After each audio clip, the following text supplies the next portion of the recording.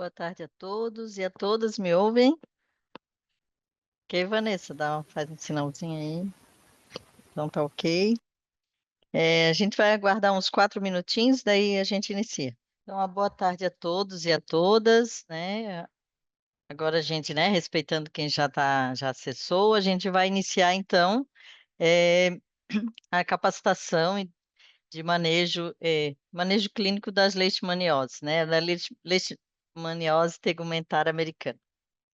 Uma boa tarde a todos e a todas, né? Sejam todos bem-vindos, bem-vindas. É, Vanessa, só sinaliza se está ok o áudio. Tudo ok, Vânia. Tá bom, obrigada. Então, nesses próximos 3 dias a gente vai estar, né, conversando, discutindo sobre o manejo clínico, então, da leishmaniose tegumentar americana, né? Então, a gente eh, vai dar uma olhada um pouco sobre, né, o cenário epidemiológico, como ela está se comportando no estado, né? A Vanessa né, vai nos agraciar com essa fala. Depois a gente vai discutir, então, os aspectos gerais, então, da leishmaniose tegumentar, né, diagnósticos, as opções terapêuticas, né, os medicamentos que a gente tem disponível, né, a gente tem medicamentos bem específicos que precisam estar, né, nos documentos corretos, né, para não haver retardo nesse tratamento, né? Então, todas as condutas vão ser discutidas e apresentadas, né? É importante que tirem suas dúvidas, né? Que aproveitem esses momentos, né? E nesses próximos dias, né? Que a gente vai estar conversando sobre essa doença, para tirar suas dúvidas, né? Com os especialistas que vão estar aqui conosco, né? A gente vai falar sobre a forma cutânea também, né? Sobre o tratamento intralesional, né? Que é um tratamento bem específico, né? Como se faz o acompanhamento. Então, tudo isso vai estar sendo discutido, né? Então, as formas de leishmaniose né? Da leishmaniose tegumentar e o manejo, né? É, é importante lembrar, então, que a leishmaniose ela não é uma doença contagiosa, né? Ela não transmite de pessoa a pessoa, mas ela é uma doença infecciosa, né? Que precisa, sim, ser notificada, ser acompanhada e ser monitorada. É, né, eu dou as boas-vindas a todos, né, e a todas, e a gente vai estar junto, né, aqui com a equipe de VRH. Agora eu vou passar a palavra para a Renata, né, que vai fazer a sua fala também de apresentação aqui. Uma boa tarde a todos. Tarde. Boa tarde a todos. Para quem não me conhece, sou a Renata, sou bióloga. Atualmente eu estou coordenando o setor da DVRH, que é onde se encontram as leishmanioses, né? E a gente preparou essa capacitação dividida em 3 momentos, porque um programa da leishmaniose é um programa muito extenso, muito complexo e gera muita dúvida. O pessoal ainda confunde bastante as leishmanioses em si. Tem muita dificuldade, às vezes, de poder adequar o tratamento correto à forma clínica da doença. Então, a gente espera que nesses 3 dias a gente possa ter uma discussão muito rica a respeito de todo o agravo, de tudo aquilo que envolve, né, a vigilância da leishmaniose. E a gente espera também que o pessoal aproveite esse momento para tirar todas as dúvidas. A gente vai estar gravando essa capacitação.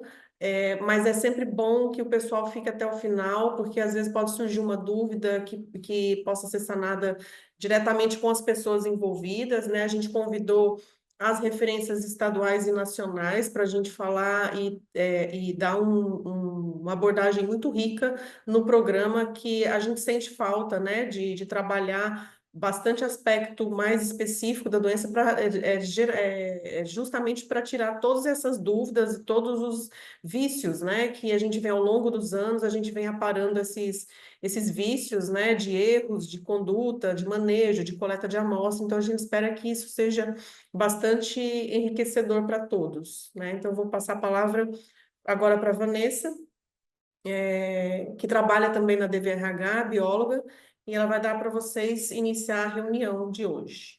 Bom proveito a todos. Bom, boa tarde a todos. Eu sou Vanessa, e vou falar para vocês um pouco do panorama epidemiológico da leishmaniose tegumentária americana aqui no estado de Santa Catarina. E eu vou compartilhar com vocês a minha apresentação e nós vamos discutindo, mas eu já vou dar um recado logo de início.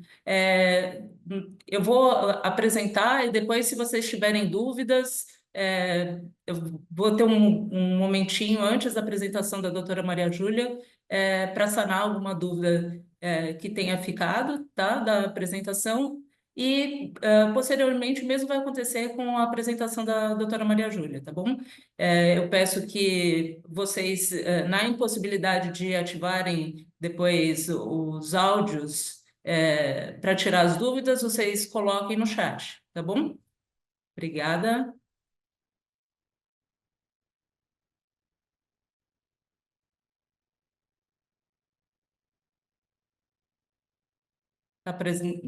Tá aparecendo para todo mundo, né?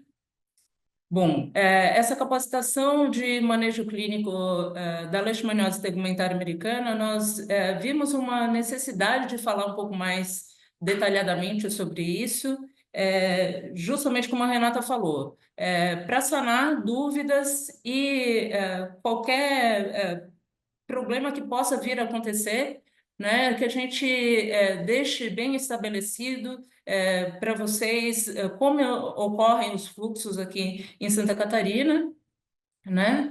Então, eu vou apresentar para vocês, então, o panorama epidemiológico.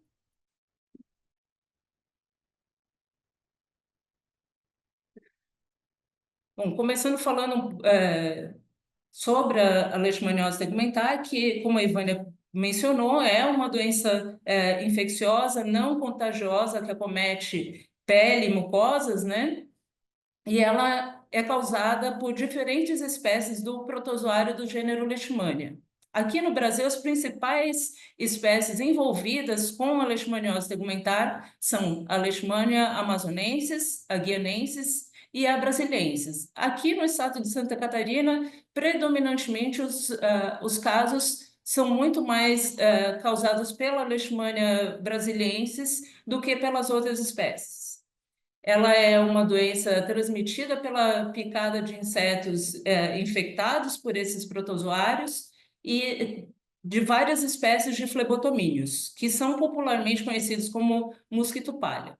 Aqui em Santa Catarina, as três espécies que são predominantes são Lusonia neiva, Migone e Fischeri. Bom, o ciclo de transmissão da leishmaniose tegumentar ocorre inicialmente, né, em região de mata, onde os flebótomos eles picam animais silvestres que estão parasitados com a leishmania e adquirem esse parasita, e esses animais silvestres são os reservatórios desses parasitas. Esses animais silvestres têm como período de transmitibilidade durante toda a vida, eles carregam o parasita, né, da leishmania. Já os flebótomos carregam durante a vida do inseto, que dura de 5 a 14 dias. Então, esses flebótomos, como que eles transmitem, né? Eles infectam animais e seres humanos através da sua picada e acabam transmitindo a forma promastigota da leishmania, e dentro do organismo do hospedeiro ela vai se transformar na forma amastigota, e esse período entre a picada até o desenvolvimento da lesão e o início da infecção em si ocorre de 2 a 3 meses após a picada, podendo variar até 2 semanas e até 2 anos. Já há relatos de pessoas que vieram a desenvolver 2 anos depois.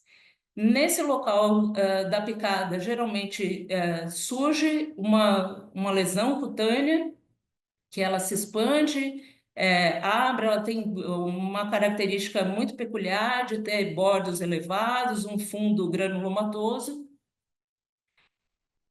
E, a partir daí, ela se desenvolve, ela pode acontecer uma única lesão ou múltiplas lesões, e há casos também de pessoas que têm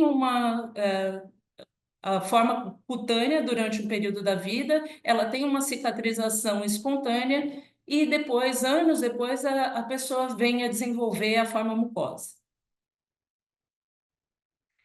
Bom, o padrão de transmissão da leishmaniose segmentar está relacionado a áreas de exploração desordenada, de derrubadas de mata, né, que as pessoas ficam no entorno dessa borda de mata, e acaba tendo uma devastação, né, com o intuito de novas construções, exploração de madeira, agropecuário, até mesmo atividades de lazer como ecoturismo, que as pessoas adentram a áreas de mata mais preservada e acabam sendo infectadas.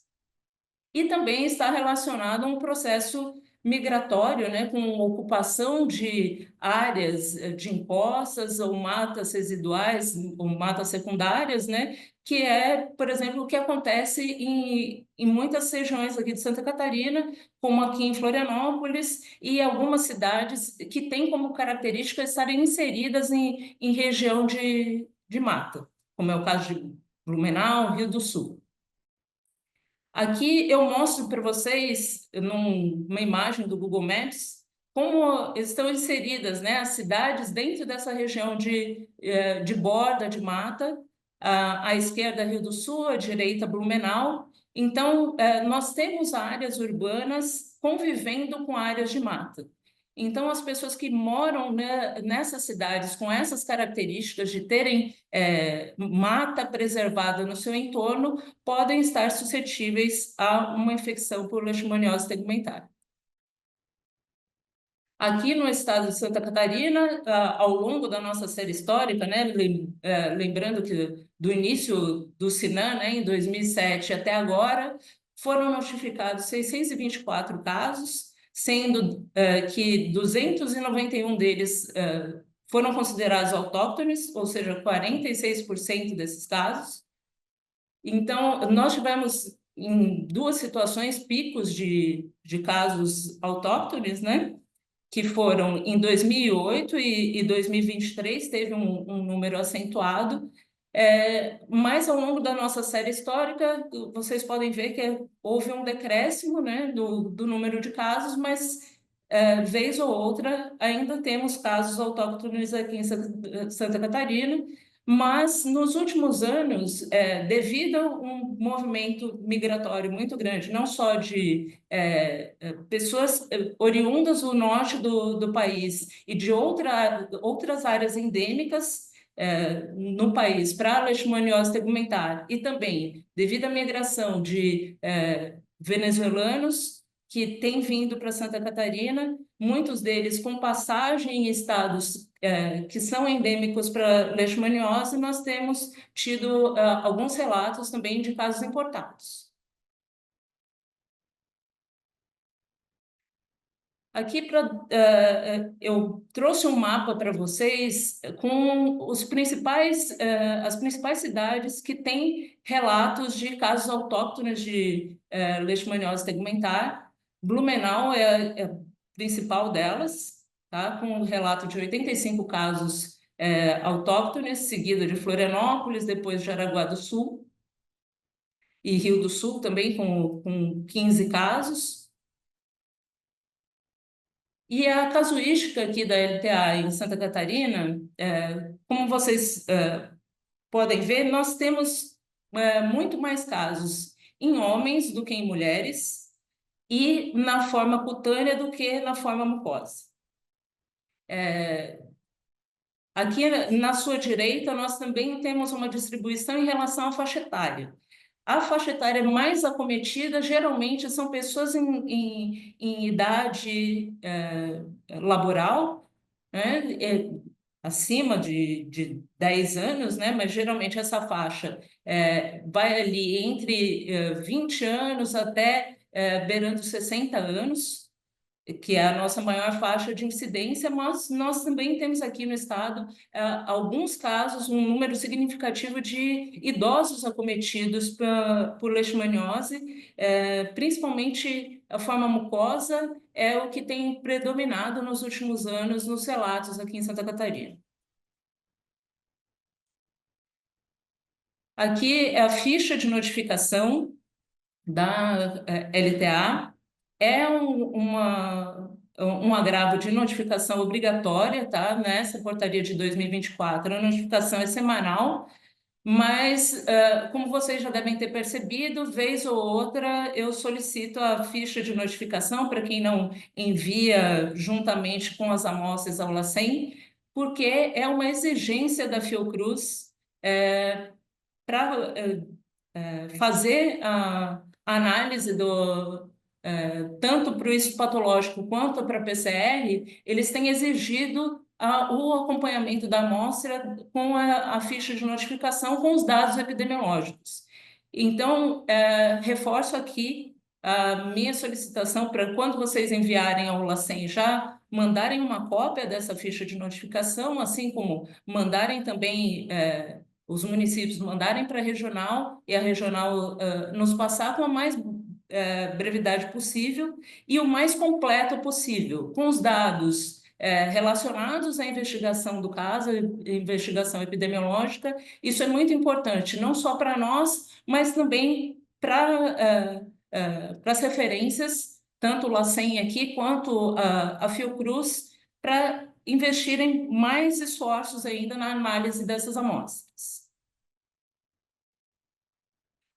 Em relação às solicitações de medicação, todas as medicações solicitadas devem seguir o seguinte rito: o município repassa para a regional nos repassa a solicitação, mediante confirmação, obviamente, do caso, tá? Com laudo comprobatório e ou com vínculo epidemiológico muito forte para o agravo.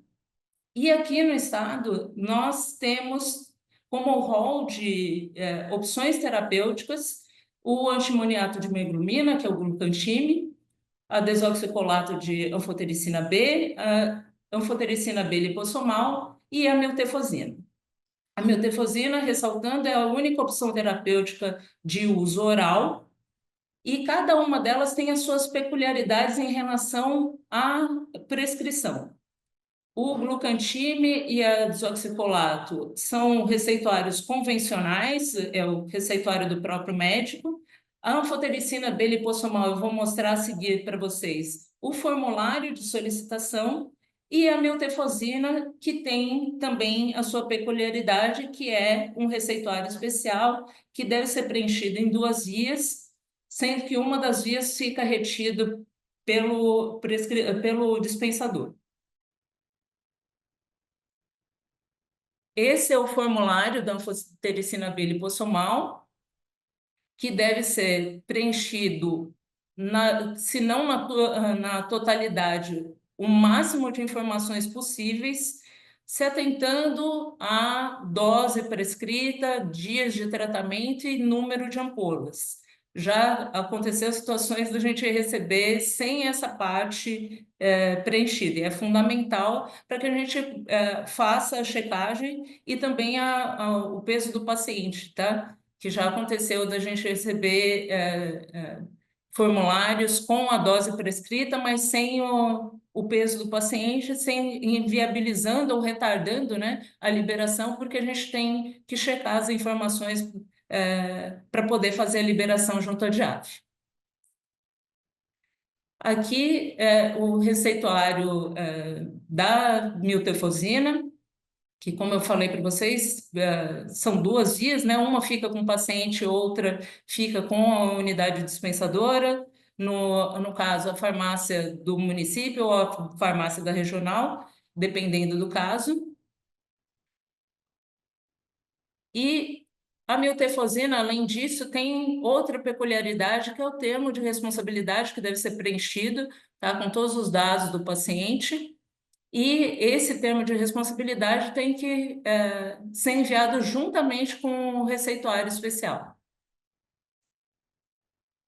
E para os dispensadores, eles têm também a necessidade de averiguar se vai haver sobra de medicação, seja por uma prescrição com uma dosagem abaixo do que o fator embalagem demonstra, né? Que tem situações, porque como ela é ajustada em relação ao peso, muitas vezes o paciente acaba não consumindo toda a medicação, então, havendo sobra, tem que ser preenchido esse termo de devolução. Mais a fundo, vai ser falado sobre a miltefosina pela Catiele, que é do Grupo Técnico das Leishmanioses do Ministério da Saúde, no último dia da nossa capacitação. No site da DIV, nós disponibilizamos uma série de materiais de apoio, desde o manual, com todo o passo a passo, todos os fluxos detalhados em relação a encaminhamento de paciente para referência, quais são os critérios, os exames pré-tratamento, que também precisam ser feitos, tá?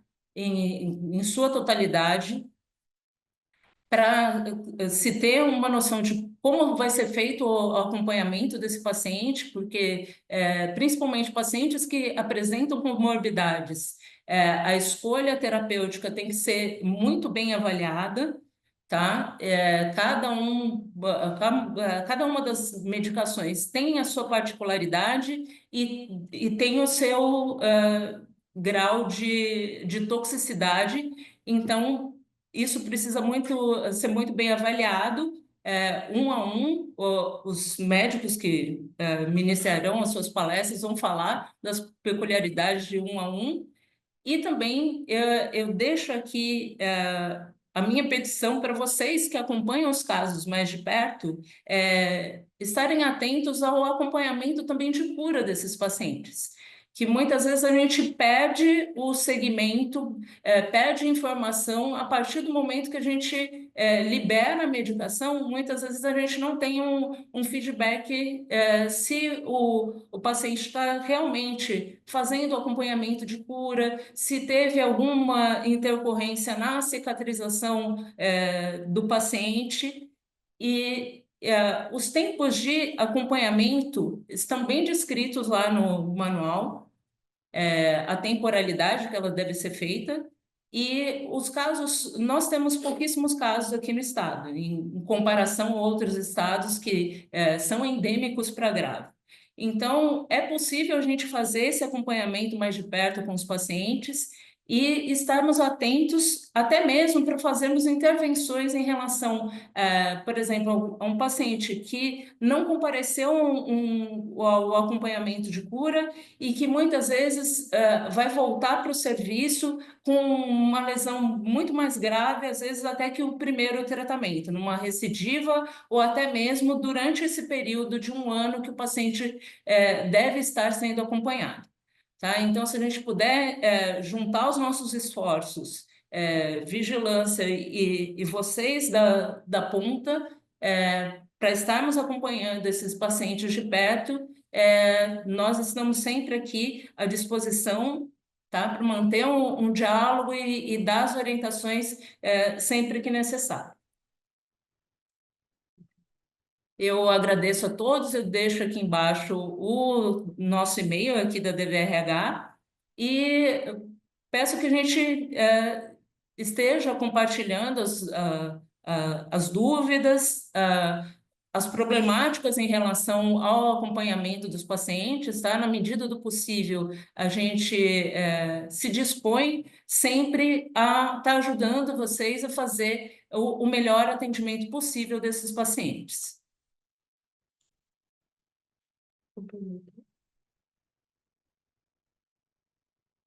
Alguém tem alguma dúvida? Você queria falar? Só um minutinho que a Renata quer complementar, fala. Antes de passar a fala da doutora Maria Júlia, só queria complementar a fala da Vanessa com relação à questão da notificação. né? A leishmaniose tegumentar americana, ela no guia de vigilância, ela é notificada somente os casos confirmados.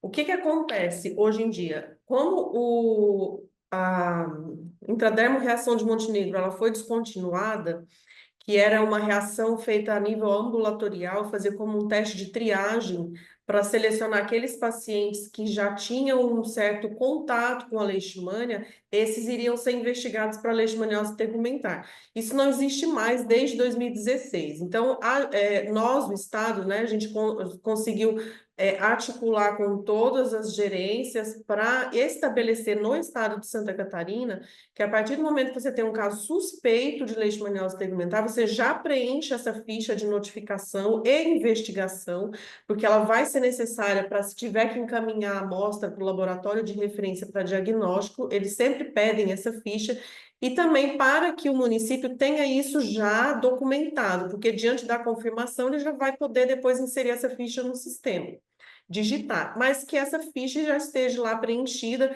Pode preencher, digitar no Sinan, no caso, se não confirmar, a gente só pede para tirar do sistema, para o sistema só ficar aqueles casos confirmados. Então, a gente estabeleceu isso justamente porque a leishmania é um agravo que a gente acompanha por bastante tempo, e a gente fica o tempo todo com diversas outras rotinas, então, para que isso não se perca no tempo, a gente tenha isso já antecipadamente documentado e notificado. Uma outra questão que a Vanessa abordou é a questão do fluxo de comunicação. A gente sempre pede que seja respeitado o fluxo de solicitação, investigação, todo ele passando por município, regional e estado. Justamente porque quando a gente atravessa fluxo, a gente atrasa questão de diagnóstico, o paciente fica lá esperando, a gente tem que correr atrás da informação que muitas vezes o município é que tem. Então, o fluxo tem que ser respeitado. Então, não adianta fazer a solicitação diretamente para o estado de medicação, porque a gente vai precisar de laudo confirmatório, que é uma outra informação que a Vanessa também falou, e que eu estou dando mais um reforço, que as medicações disponíveis para tratamento de leishmaniose são exclusivas de leishmaniose. Nós não podemos liberar ela em hipótese alguma para nenhum outro agravo.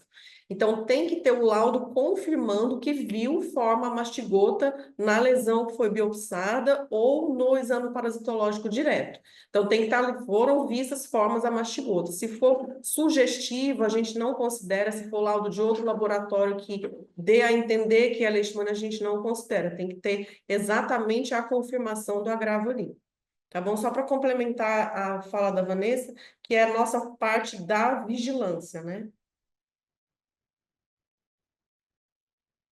Alguém tem alguma dúvida? Pode abrir o microfone,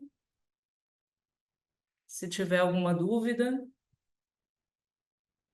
Chatinho.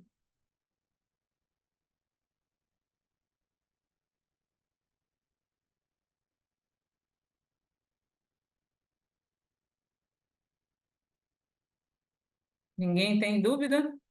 Passaremos pela ajuda.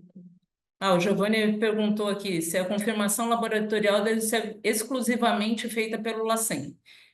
LACEN e Fiocruz geralmente é quem emitem os laudos oficiais que são considerados aqui por nós. Se lá tiver a mastigota com núcleos metoplasma descrito, não vai.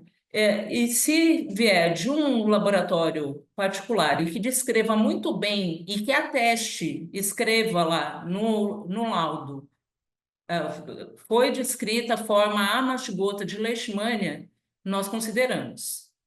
Se colocar sugestivo, nós não consideramos, e o que nós recomendamos? Que seja feita uma nova biópsia e, concomitantemente, o que pode ser feito é uma revisão da lâmina do anátomo patológico, que é geralmente o que nós recebemos aqui como laudo sugestivo de leishmania. Sanei sua dúvida, Giovanni?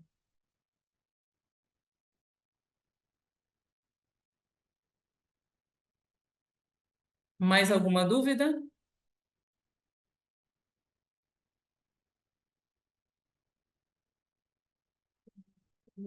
Se mais ninguém tiver dúvida, nós podemos passar então já a apresentação da doutora Maria Júlia. Eu vou fazer uma breve introdução aqui dela. A doutora Maria Júlia Rochirola fez residência médica na medicina interna do Hospital Marieta Konder-Bornhausen, em Itajaí, e residência em infectologia no Hospital Nereu Ramos, onde ela atua atualmente como integrante do corpo clínico, atendendo pacientes internados e em nível ambulatorial. Ela atua no ambulatório de leishmanioses da mesma instituição e ela exerce também a função de coordenadora da residência médica em infectologia do Hospital Nereu Ramos. Obrigada, Vanessa. Boa tarde a todos. Fiquei muito feliz com o convite aí que eu recebi da diretoria, né? E também feliz em compartilhar com vocês alguns dos conhecimentos que eu tive aí nos últimos anos, me especializando um pouquinho mais aí na leishmaniose, tanto para atendimento de pacientes, quanto também na época que eu trabalhei junto da vigilância na diretoria. Eu vou compartilhar a minha apresentação aqui. Deixa eu só ver aqui. Sigo.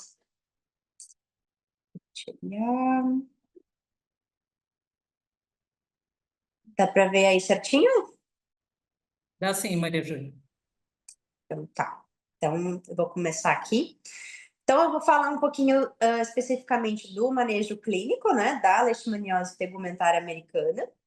Então, só lembrando, né, que a Vanessa falou ali que... acho que foi a Vanessa que falou que às vezes tem muita confusão entre as leishmanioses, né? Porque nós temos a leishmaniose tegumentária americana, que é essa doença que nós vamos falar hoje, que é uma doença que tem a característica de acometimento cutâneo, né, ou mucoso, com lesões. E nós temos uma outra doença, que é uma doença muito mais grave e que pode levar ao óbito, né, que é a leishmaniose visceral humana, né, que são doenças, apesar de ter o nome, né, leishmaniose, em conjunto, por ser ambas causadas por um parasito do gênero Leishmania, são doenças completamente diferentes, né? Assim, tanto na manifestação clínica, prognóstico, quanto até característica epidemiológica, né? De quais as espécies de Leishmania, flebotomínios, questões de hospedeiro também, enfim, são doenças bastante distintas e é importante que a vigilância e também que os médicos e que os profissionais de saúde saibam que são doenças diferentes, né? Porque é bem comum confundirem as duas doenças. Inclusive, às vezes, no meu ambulatório, né, de leishmaniose, na verdade, é um ambulatório exclusivamente de leishmaniose tegumentária americana. Porque a leishmaniose visceral humana ela é uma doença grave, ela não pode ser encaminhada para um ambulatório, né? Que se houver uma suspeita de leishmaniose visceral humana, o paciente tem que ser internado para fazer essa investigação o mais rápido possível e iniciar o tratamento o quanto antes. Não dá para ficar esperando, né? Isso ir piorando e o paciente morrer para depois querer encaminhar para algum lugar. Então, é importante saber que existem duas doenças, né? Então, sobre a leishmaniose tegumentária americana, eu vou falar, esse aqui é um resumo, né, do que eu vou falar mais ou menos nessa aula. Então, eu vou falar um pouquinho sobre como é que se manifesta, quais são as formas clínicas, o que acontece quando tem uma infecção secundária, como é que é feito o diagnóstico, né, coleta de amostras, quais são os exames que tem específicos para fazer o diagnóstico, e sobre o tratamento, né, principalmente, falar dos esquemas preferenciais, algumas alternativas, modos de aplicação, como é que a gente faz o controle do tratamento, reações adversas de cada medicação, contraindicações, e também sobre o critério de cura, né, como que é feito o acompanhamento pós o tratamento. Então, assim, a manifestação clínica, ela vai depender da espécie de leishmania, pode mudar um pouquinho, né, a manifestação da doença, mas também do estado imunológico do indivíduo infectado. Então, esses fatores, principalmente, vão resultar num espectro, né, de formas clínicas diferentes, né? O mais comum é a leishmaniose cutânea, né? Tanto é, ali a Vanessa falou, né, da mais comum também em Santa Catarina, né? Então, depois eu vou falar um pouquinho de cada forma. E mais raramente, essas lesões, geralmente pode ser lesão única ou poucas lesões no mesmo segmento, né? Mas raramente podem ser lesões numerosas e até incluir mais de um segmento corporal, que é o que a gente chama da leishmaniose cutânea disseminada. Isso vai depender principalmente também de questões imunológicas do indivíduo, tá?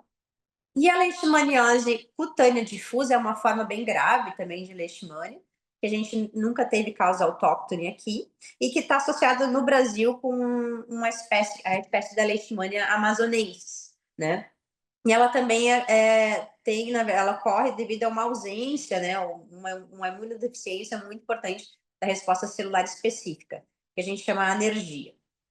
E a leishmaniose mucosa, né, com cometimento de lesão mucosa, que é causada basicamente pela Leishmania brasiliensis mesmo, e ela é caracterizada por um exagero na resposta celular anti-leishmania, né? E também existe uma escassez de parasitas na biópsia, então às vezes pode ser um pouco mais difícil fazer o diagnóstico nesses casos. Aí essas informações, a maioria das informações que eu vou trazer na aula hoje são provenientes do Manual de Vigilância da Leishmaniose Tegumentar, do Ministério da Saúde, de 2017, tá? Então tem muita coisa que vocês podem verificar lá. E ele traz esse quadrinho aqui, né? Mostrando o que eu tava dizendo, né?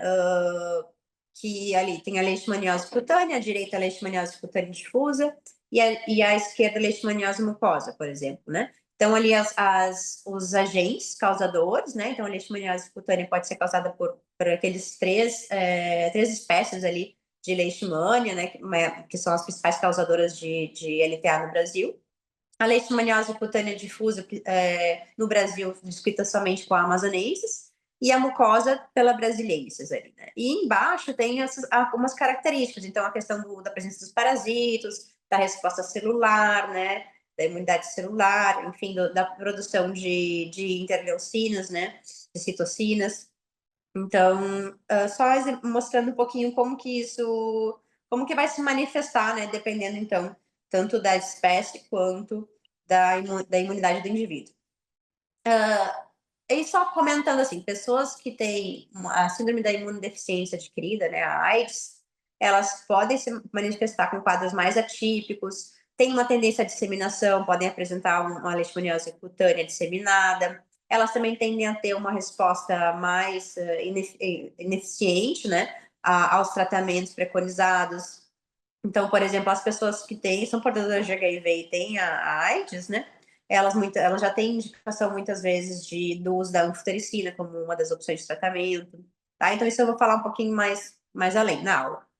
E outra coisa interessante da gente comentar é que já em regiões endêmicas já se sabe que muitas pessoas podem adquirir, né, o parasito, se infectar, mas não desenvolver doença, né? Que em regiões endêmicas a gente pode verificar, por exemplo, pessoas que têm teste de Montenegro positivo, mas não tem história de leishmaniose tegumentar prévia, não tem cicatrizes prévias compatíveis com infecção.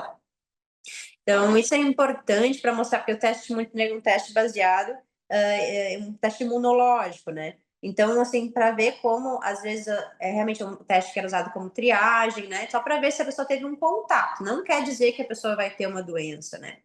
E isso também acontece de forma semelhante com aquelas sorologias que são feitas, que confunde muito, né? Que os médicos pedem bastante sorologia e vem aquela sorologia positiva para leishmania, e aquilo ali não significa muita coisa, né? Às vezes pode até ser um falso positivo ou pode ser que realmente a pessoa teve contato durante a vida, talvez com alguma leishmania em algum momento da vida dela, mas não quer dizer que ela teve doença, nem quer dizer que ela vai manifestar, nem quer dizer que ela está doente no momento com aquela infecção, tá? E também lembrando que infecção secundária bacteriana é possível, tanto da lesão cutânea quanto da lesão mucosa, e isso vai mudar um pouquinho a manifestação clínica, né? Então, uma úlcera que não era dolorosa, uma leishmania, né, que é uma das características, pode se tornar dolorosa, ou pode se tornar purulenta, que também não é uma característica normal da leishmania, né? A lesão mucosa também pode mudar um pouco de aspecto, pode ter uma sinusite associada, enfim, eu vou comentar um pouquinho mais depois também. Então, falando um pouquinho das formas clínicas, né? Na leishmaniose cutânea, então, a gente tem a forma cutânea localizada, então, que é caracterizada, né? A maioria das vezes por uma lesão ulcerada, indolor, que pode ser única ou múltipla, que é considerada pelo menos, menos de 20 lesões, no máximo 20 lesões, e tem que ser no mesmo segmento corporal, para ser considerada ainda cutânea localizada, né? E essas lesões, ela tem uma tendência a uma cura espontânea, né? Mesmo sem o tratamento, uma boa parte dos casos pode evoluir com uma cura espontânea. Geralmente elas estão localizadas em áreas expostas da pele, né? Onde vai ocorrer a picada, né? Do flebotomínio. Elas têm um formato arredondado ou ovalado, tem aquela base eritematosa, né, infiltrada, e as bordas bem delimitadas e elevadas. Essa lesão, até que está na foto, ela até não é assim, das mais típicas, né? Vou trazer mais algumas lesões aqui, mas só mostrando ali uma lesão ulcerada, né? Ali tem uma lesãozinha ulcerada e mostra, pode ter, né, uma linfadenopatia regional, né? Até uma linfangite nodular. Muitas vezes até existe a gente chama forma esporotricoide, são lesões cutâneas que podem ser bastante semelhantes à esporotricose, podem confundir o diagnóstico, inclusive é um dos diagnósticos diferenciais bastante importantes, né? Então, aqui mais algumas lesões, né? Então, ali a figura 26 é uma úlcera, assim, linda, né? De leishmania, aquela borda bem elevada, bem arredondada, bem bonitinha, ó, com a base eritematosa, né? A figura 25 também mostra uma imagem semelhante, né? Essa aqui é uma úlcerazinha um pouco menor, provavelmente com menos tempo, talvez, de evolução. E ali já 29 e 30 mostrando já mais lesões, né? Um pouco mais de lesões, mas também úlceras, também tem bordas elevadas ali, né? Infiltrados, fundo granulomatoso, enfim. E dentro da leishmaniose cutânea, lembrando que existe também a leishmaniose recidiva cutis, né? Que nada mais é do que uma ativação da lesão nas bordas, após uma cicatrização espontânea ou após até um tratamento, né? Então tem assim uma lesão, uma cicatriz, e ali na borda da cicatriz pode ter uma lesão em atividade.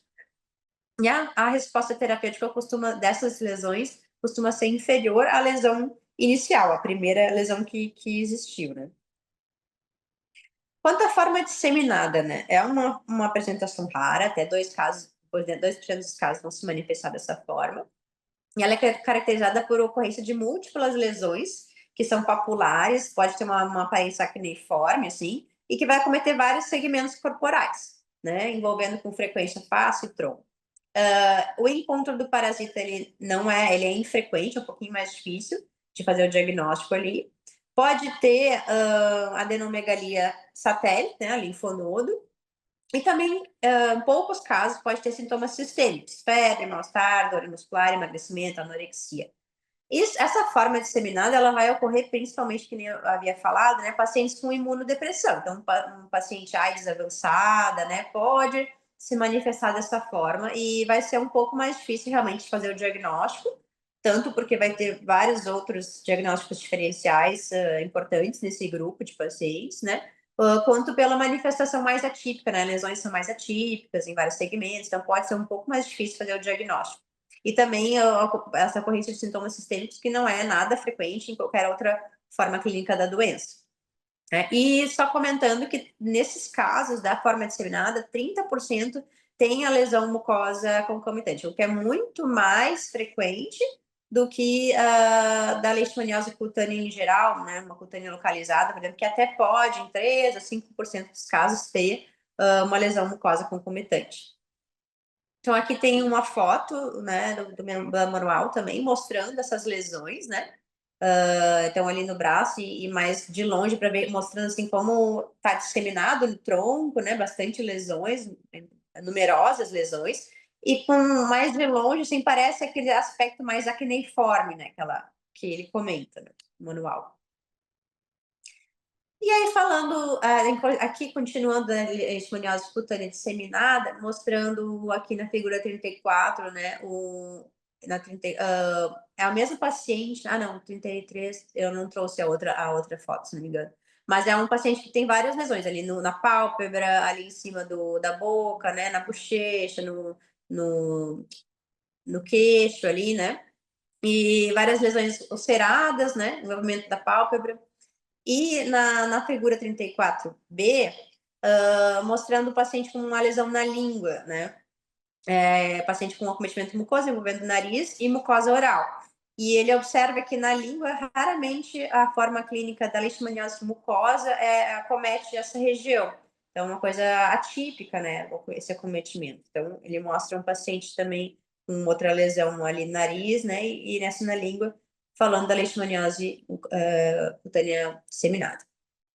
E, finalmente, a forma difusa, né, que é uma forma rara também, grave da doença, que é causada no Brasil pela Leishmania amazonensis. E ela se caracteriza por ser, inicialmente, uma lesão única, que vai evoluindo lentamente para placas, múltiplas nodulações não ulceradas, recobrindo grandes extensões cutâneas. Então, ela se manifesta um pouco diferente, mais em placa, né, uma lesão bem infiltrativa.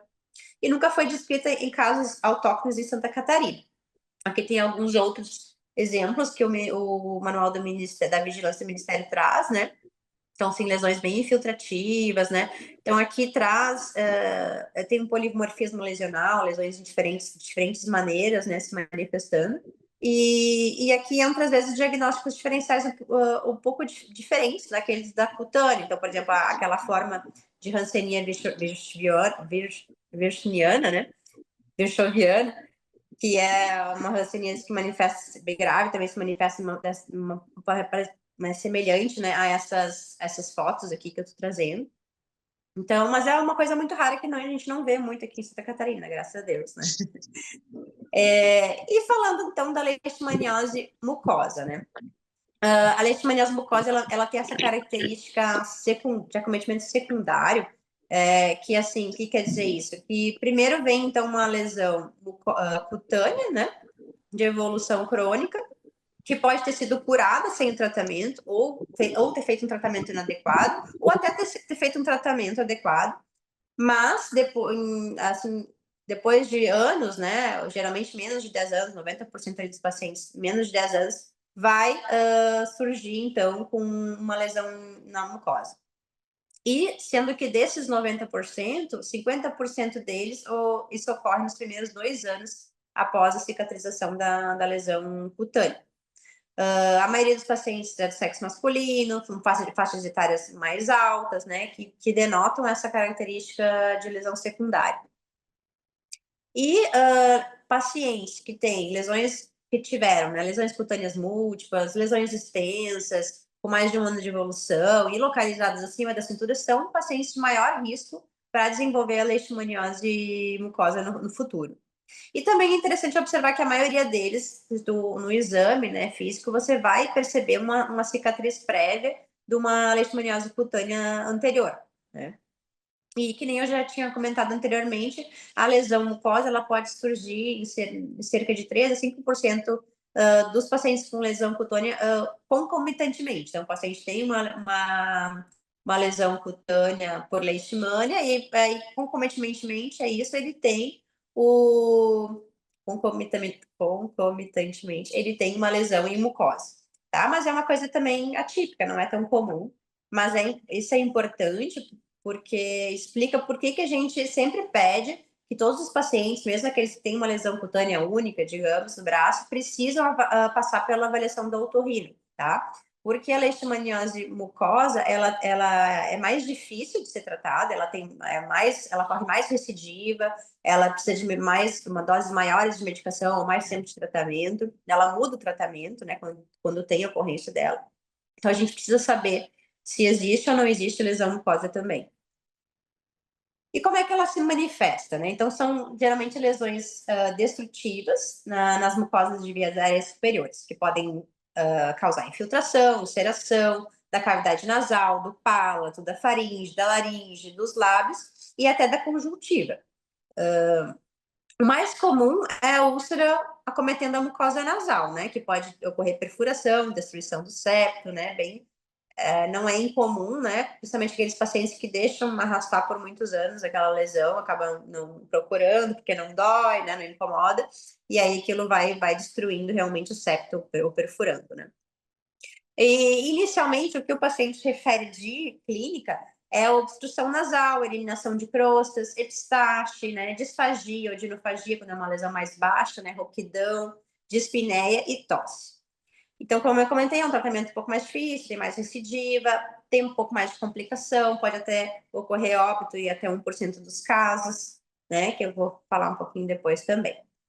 E aqui o manual de vigilância traz algumas fotos, então aqui mostrando um senhor com uma lesão mucosa nasal ali, tem uma perfuração, né, que se evidencia ali pela passagem daquele instrumento ali entre uma narina e outra, né?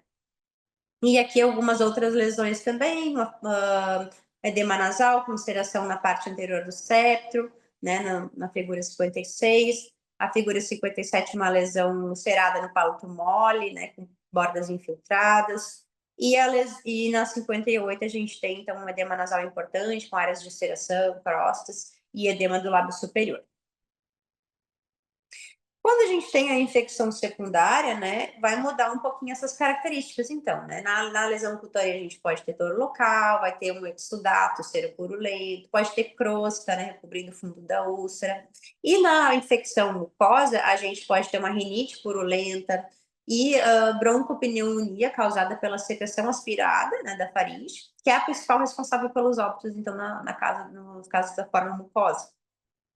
E também lembrando que aquelas lesões extensas no centro da face, né, podem levar à trombose do seio cavernoso, que é uma complicação também que é mais grave, né?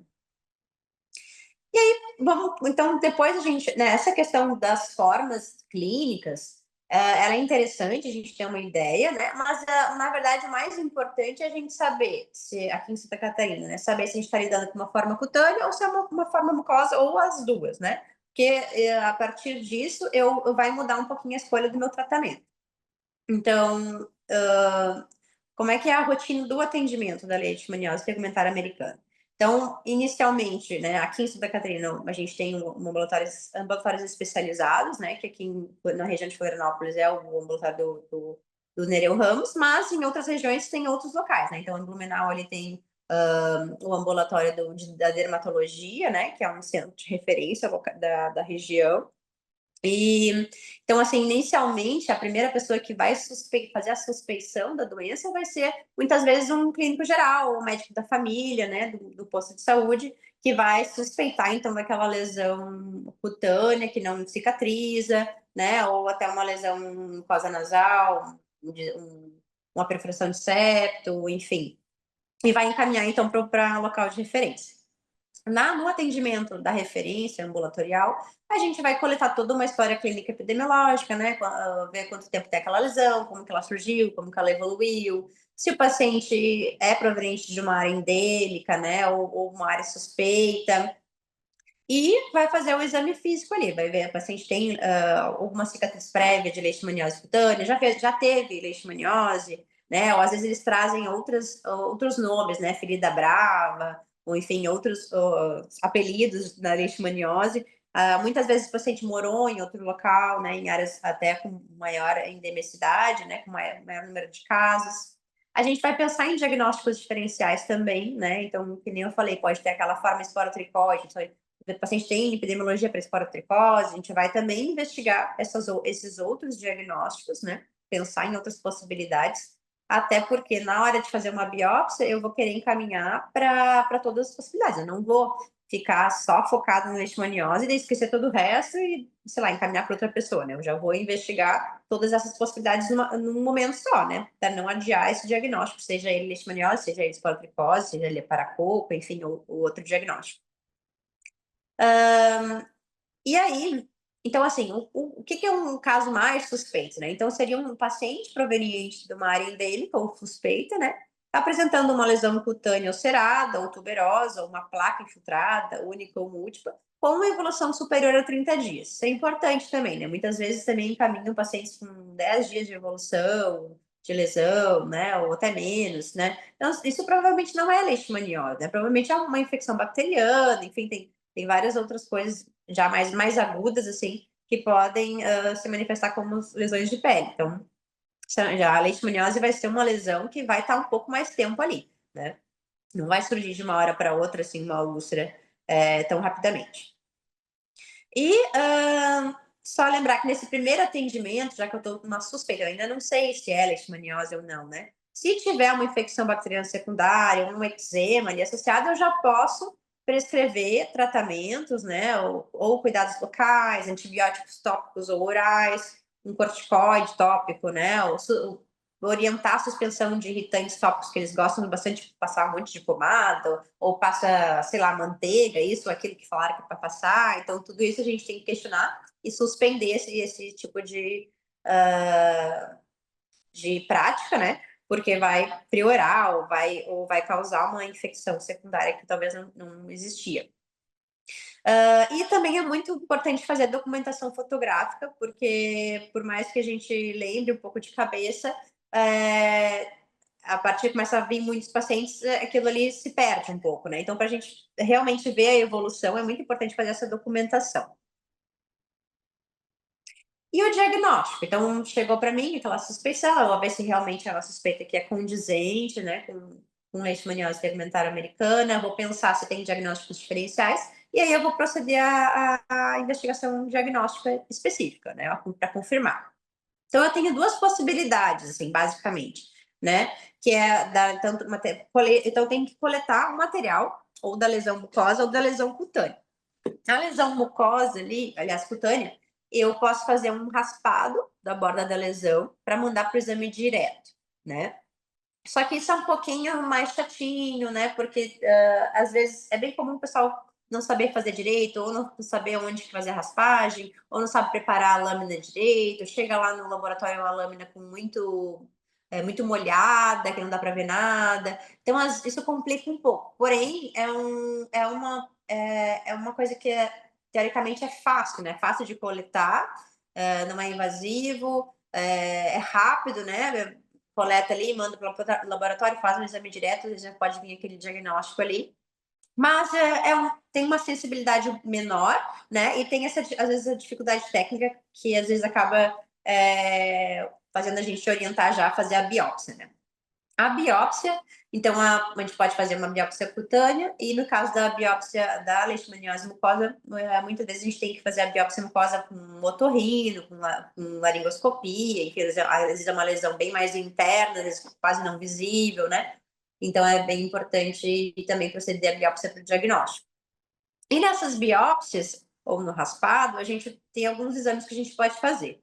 Então, tem o parasitológico direto, né, que é a visualização na lâmina do parasito ali, das formas amastigotas, né? Quando a gente vai fazer, aí depois no slide a seguir eu vou mostrar algumas coisas, mas a gente também pode fazer uma coisa que chama imprint, tá? O que é o imprint? O imprint nada mais é que um carimbo, né? A gente vai pegar a laminazinha no teu laboratório, né? A gente vai, por exemplo, a gente fez uma biópsia, coletei uma biópsia, eu vou carimbar aquela lâmina e aí mandar isso para avaliação, tá? Quando eu fizer isso, eu não preciso colocar nada nessa lâminazinha ali, eu só vou fazer esse carimbo da amostra e deu, né? E mandar para o parasitológico direto. Agora, se eu for fazer biópsia, eu não quero fazer esse imprint, eu não tenho lâmina, eu não sei fazer, enfim, eu não me sinto seguro. Então, tu pode encaminhar um próprio pedaço da biópsia no soro fisiológico para o LACEN fazer esse preparo e fazer esse parasitológico direto. Tá? O LACEN, nossa, o pessoal até prefere dessa maneira, porque garante mais que essa lâmina vai ficar bem feita, tá? O ruim disso é que a gente acaba tendo que coletar 3 pedaços, né? Um que vai no soro, um que vai no álcool e um que vai no formol. Porque nós temos também o exame do PCR e o exame histopatológico, né? O PCR, ele é muito bom, tá, gente? O PCR, principalmente para as formas mucosas, é bem importante, porque, que nem eu falei, a forma mucosa tem muitas vezes poucos parasitas, né? Então, nós temos tido uma quantidade considerável de pacientes que nunca tinham tido diagnóstico de leishmaniose, nunca tinham feito tratamento e que com lesão mucosa que vem positivo somente no PCR, tá? É um exame bastante sensível entre as opções, assim, e é um exame bom, né? Então, só que nós temos que coletar essa amostra em álcool a 70%. Essa é a orientação do LACEN. E o histopatológico, que nada mais é que um anatomopatológico, né, que pode ser feito até uma imunistoquímica, nos locais onde tem marcadores específicos de leishmania. Vai ser coletado em formol normal, né, como o médico está mais acostumado para mandar para o laboratório de patologia. Mas, lembrando que a Fiocruz tem esse laboratório de patologia é específico para leishmania, né, com uma formação muito forte, né, específica da leishmania. Então, é muito melhor, assim, o rendimento dessa biópsia vai ser muito melhor quando é encaminhado para lá. Porque normalmente aqui, acho que até hoje eu não vi nenhum laboratório de patologia aqui de Santa Catarina me dizer com 100% de certeza que a estrutura que eles estão vendo ali é uma leishmania. Então, esse é o problema, né? Porque, infelizmente, existem muitos outros parasitas que se assemelham, e a leishmania ela é bem pequenininha, e ela é difícil de ver ali no tecido, tá? Então, assim, o patológico já tem uma sensibilidade bem ruim, em torno de 30%, 30, 40, acho que até menos por cento, e é difícil do patologista dizer ali, não, isso aqui é uma leishmania, né? Então, né, então, assim, não é interessante mandar a biópsia somente para um laboratório de patologia regional ali, que dificilmente vai vir esse diagnóstico só com esse exame, tá? E lembrando, então, do teste de Montenegro, que a gente, infelizmente, não é mais disponível, né? Mas era um teste imunológico que indicava uma infecção ou um contato com leishmania no passado, né? E lembrando que a sorologia não é recomendada pelo Ministério da Saúde, tanto, nem para LTA, como para LVH, tá? Nenhuma das leishmanias é recomendado que a gente faça sorologia para diagnóstico. E aqui é o esqueminha, né? A imagem assim, do esqueminha do que eu falei, né? Então, ali, a primeira é o lâmina do raspado, né? Que você pode então, raspar a lesão, a borda da lesão e fazer né? Botar ali na laminazinha para ser avaliado. O imprint, que é o carimbo da lâmina, né? Com a biópsia. E a biópsiazinha ali no formol e no álcool. Então, nesse caso, por exemplo, o que o médico fez? Ele fez uma biópsia ali da pele, carimbou as lâminas para pesquisa direta, e essa mesma amostra que ele carimbou, ele colocou, por exemplo, no formal. E ele coletou mais uma no álcool 70. Então, dá para fazer isso, né? Dessa maneira, a gente poderia, por exemplo, só 2 amostras. Ou a gente pode fazer a outra opção que eu tinha falado, em vez do imprint, né? Pegar um pedacinho de biópsia e colocar no soro fisiológico a 0,9%. Aqui é o que eu falei agora. E falando aquilo do histopatológico que eu já comentei, na verdade, né? Mas só lembrando assim que o que a gente vai encontrar no histopatológico é um infiltrado inflamatório crônico com granulomas, e a estrutura que a gente vai ver é a forma mastigota, né? Que são formas arredondadas, que ela tem especificamente um núcleo, ela vai ter 2 bolinhas dentro dela, o núcleo e o cinetoplasma. Quando a gente não vê, só vê uma bolinha, não dá para bater o martelo e dizer que é leishmania, tá? Porque, por exemplo, o histoplasma capsulata ele se assemelha muito às leishmanias, mas ele não vai ter o cinetoplasma, só vai ter o núcleo, tá? E aquilo que as meninas disseram, né? Que forma sugestiva, não confirma. Se o laudo estiver duvidoso, o ideal é a gente encaminhar essa amostra, uma outra amostra para o LACEN, ou pelo menos a lâmina que foi investigada, para ver se eles conseguem bater o martelo lá. Então tá, eu confirmei, né? Fiz lá a biópsia, confirmou leishmania e agora eu vou começar o tratamento. O que eu tenho que fazer agora? Então tem toda uma rotina pré-tratamento do paciente com diagnóstico, né? Uma das coisas que a gente vai fazer é solicitar a avaliação do otorrino, que é aquilo que eu falei, que a gente precisa saber se tem lesão mucosa ou não, para classificar corretamente, para poder escolher o melhor tratamento. Então, a gente tem que todos os pacientes com diagnóstico de cutânea, né? A gente tem que ver se tem a lesão em mucosa. Exames de sangue, pré-tratamento, a gente vai ter, dá para ter um controle depois, para ver o que está sendo, o que era prévio, o que é de agora, né? Até para avaliar também qual a escolha de tratamento a gente vai utilizar. E o eletrocardiograma também, a gente vai, principalmente para medir o intervalo QT, que vai ser uma contraindicação em alguma das escolhas terapêuticas. Se o paciente tem alguma outra doença concomitante, né, hipertensão, diabetes, o ideal é que a gente tente compensar essas doenças antes, claro, sem adiar muito o início do tratamento, mas como é um tratamento que não é urgente, né, o tratamento da LTA não é urgente, e é um tratamento que tem suas toxicidades, o ideal é que a gente esteja com as comorbidades o mais compensadas possíveis antes da gente começar a fazer o tratamento da LTA. E também é muito importante a gente fazer o tratamento da infecção secundária antes do tratamento e até antes da coleta idealmente, né, antes da coleta do exame, porque isso também pode dificultar um pouquinho o resultado do exame diagnóstico, né? Então, aqui os laboratórios que o manual do Ministério sugere para antes do início do tratamento. tá? Então, um laboratório bem completinho. E nas mulheres, lembrar de pedir um beta-HCG, até porque nós temos a miltefosina, que é uma medicação teratogênica, né? Então, é interessante que a gente saiba dessa informação antes também de iniciar um tratamento. Sorologias, né? Vamos verificar se a pessoa tem alguma outra doença, né? Um HIV, que possa mudar também a minha escolha terapêutica, possa mudar a história natural da doença. E, finalmente, o tratamento, né? Como é que a gente vai fazer isso? Então, lembrando uma coisa importante, independente do tratamento que a gente escolher, pode ocorrer no início do tratamento uma piora das lesões, tá? Isso é comum, isso ocorre principalmente por uma resposta aos antígenos liberados com a morte do parasita, e isso é principalmente importante naquelas lesões que acometem a mucosa ali da laringe, né, das vias aéreas inferiores ali, porque aí pode ocasionar uma complicação mais grave, né? Então, nesses casos que a gente tem lesões de laringe ou adjacentes, tem indicação, inclusive, de usar o corticoide sistêmico nos primeiros dias de tratamento. Lembrando que é só nos primeiros dias de tratamento, tá? Já aconteceu aqui por um paciente bem grave, que tinha lesão mucosa bem extensa, assim, laringe, inclusive rouquidão, que ele chegou aqui fazendo já corticoide há muito tempo. Não adianta, tá? Corticoide não é bom, não é indicado no tratamento de leishmania. Pode, inclusive, piorar a resposta terapêutica, tá? Então, não é indicado usar corticoide, assim, só nesses casos específicos e somente nos primeiros dias de tratamento. Depois eu vou poder suspender essa medicação. Quanto aos tratamentos locais, é bem importante também, então, manter as lesões limpas, com água e sabão. A gente pode utilizar compressas com permanganato de potássio, né?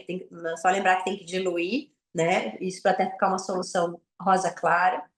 E nos casos da leishmaniose mucosa, a gente tem que sempre orientar o paciente a fazer lavagem nasal com soro fisiológico, pode ser feito 3 a 4 vezes ao dia, com delicadeza, não remover as crostas com o dedo ou introduzir objetos no nariz, tá? Para não causar uma infecção secundária. E o uso de antibióticos em suspeita de infecção secundária associada, né? E quanto aos tratamentos, então, assim, aqui é um resumo do resumo, digamos assim, né? Isso aqui são as opções que nós temos de tratamento para cada forma, né? E algumas outras coisas. Então, assim, a forma cutânea, a primeira escolha que nós temos no Brasil é o antimoniato de hemoglobina, né? Que é o Glucantime.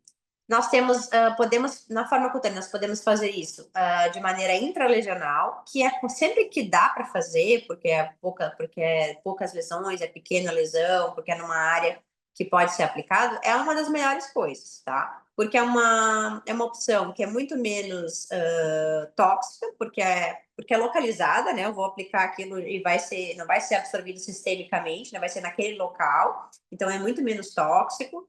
É fácil de fazer, né? Porque você vai fazer uma aplicação, depois de 15 dias, talvez tenha que fazer mais uma aplicação, depois de 15 dias faz mais uma aplicação e deu, né?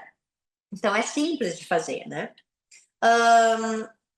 E a gente tem a opção, então, do antimoniato endovenoso de maneira sistêmica, que é endovenoso ou intramuscular, né? Que para forma cutânea é usada numa dose de 10 a 20 miligramas quilo dia por 20 dias, tá? E mais recentemente, que também vai ser falado aí no último dia da capacitação, nós temos a miltefosina, que é a opção que é por via oral, né? Que depende do peso do paciente, vai ser usado até de 2 ou 3 vezes ao dia, até uma dose de 150 miligramas por dia, por 28 dias.